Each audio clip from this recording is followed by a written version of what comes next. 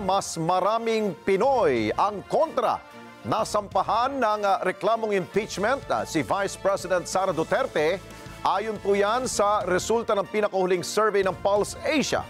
At sa kabila nito, tuloy na ang paghahanda ng Senado sa gagawing paglilitis kay VP Sara. Mean Corvera sa balita.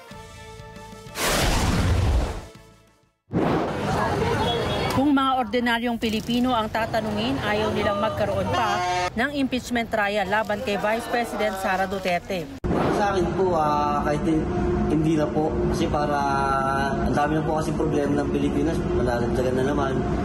Mas maganda po, tumutok na lang po sila sa kung anong kailangan ng Pilipinas ng bansa natin.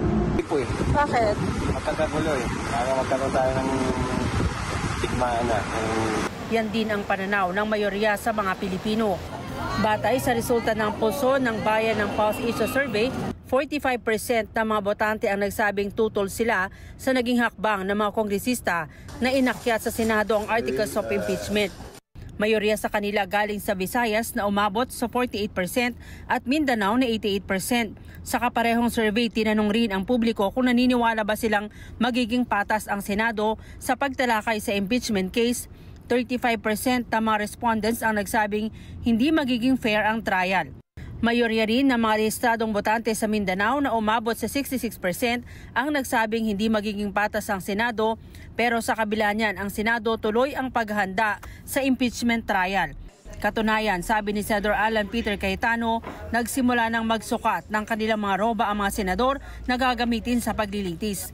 Sabi ni Cayetano, bumili siya ng mga bagong law books at dumadalo siya sa mga seminars para maging pamilyar sa mga rules on impeachment.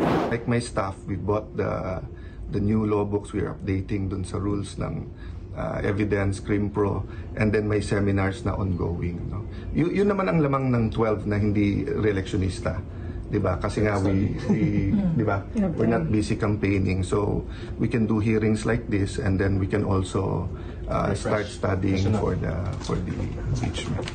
Sa isang mensahe, kinumpirma ni Senate Secretary Renato Bantug na nagbigay na ng go signal si Senate President Francis Escudero na makipag-ugnayan sa mga senador para sa robe fitting. Napagkasundoan na maroon pa rin ang gagamiting kulay ng robe ng mga tatayong Senator Judge gaya ng ginamit noon sa impeachment trial kay dating Supreme Court Justice Renato Corona. Target naman ng impeachment court na simulan ang paglilitis sa July 30. Mean Corvera para sa Mata ng Agila, matatag, matapang, matapak.